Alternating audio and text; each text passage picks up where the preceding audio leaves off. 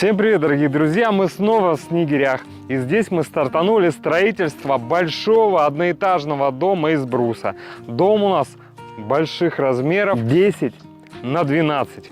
Давайте посмотрим планировку этого будущего красавчика. Ну и, конечно же, прогуляемся по дому. Значит, мы заходим, у нас большой тамбур при входе. Прекрасно. Рядышком котельное помещение. При входе очень практично, круто. Здесь разделись, проходим дальше. Оперативный санузел и рядышком большой уже санузел на 8 квадратов.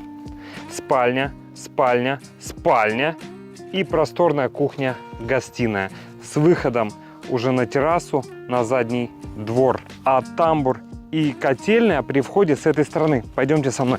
Вот эти выносы расширяют внутреннее пространство, а здесь у нас идет тамбур, который смягчает температурный переход из минус 30 в плюс 20 и позволяет выходу теплого воздуха из помещения при открывании двери наружней. Все, входим в наше будущее помещение. И вот я уже в тамбуре. Здесь у нас котельное помещение, санузел. За моей спиной спальня. Спальня и кухня-гостиная. Давайте чуть-чуть приподнимемся на леса промежуточные и посмотрим всю картину чуть выше, сверху. И вот так это сверху сейчас выглядит. Тамбур, котельная, санузел, спальня. Ну, здесь коридорчик. Еще одна спальня, кухня-гостиная с выходом на задний двор. Терраска и кайф, чтобы любоваться красотой своего сада. Вопрос по технологии. Важно знать не только, как он строится, да, то, что он шикарен, красив, а из чего он еще строится. Внизу у нас идет свайный железобетонный фундамент, мощный и надежный. Это сваи 200 на 200. Мощные, надежные. Дальше мощный 200-й обвязочный венец, который обвязывает все эти мощные сваи. Тоже второй мощный элемент. Вторая обвязка из бруса 150 на 200. Третий мощный элемент, да, то есть как основа нашего будущего дома. Дальше обратите внимание на лаги, которых не видно. Дальше у нас идут мощные лаги половые, это 100 на 200, которые не прогибаются на длину пролетов 4,5 метра и которые позволяют сделать утепление минимум 20 сантиметров. Тоже четвертый мощный элемент. Стены.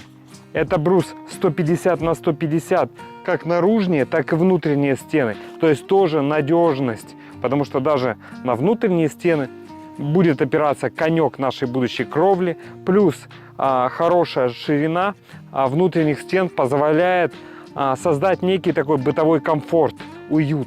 Ну, чтобы не было бытовых шумов, минимизировать шумы. Поэтому конструкции, как видите, мощные, надежные.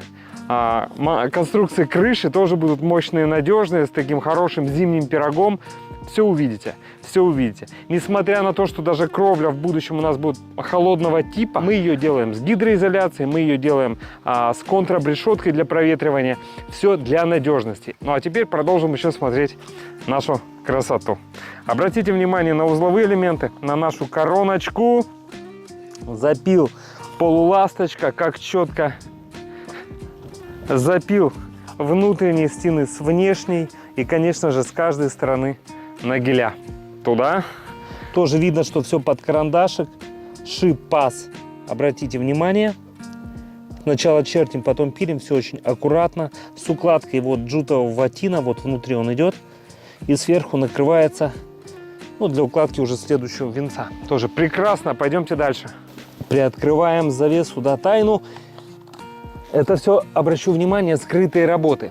Чаще всего наших заказчиков на стройке нету. Мы даже в глаза заказчиков наших подчас не видим. Я считаю, что базово хотя бы основу и тем более скрытые работы надо показывать, чтобы была внутренняя убежденность, что дом строится реально круто. Обратите внимание дальше, как четко под карандашик сначала расчерчено, потом профессионально выпилено и установлен брус. Внутренний во внешнюю стену. Круто. Красиво же. Красиво. В этом есть строительная красота.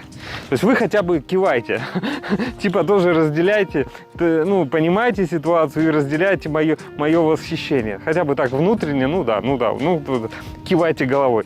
Мне также обращу внимание на джутовый ватин, который мы применяем. Прошитый, стежка вот видна.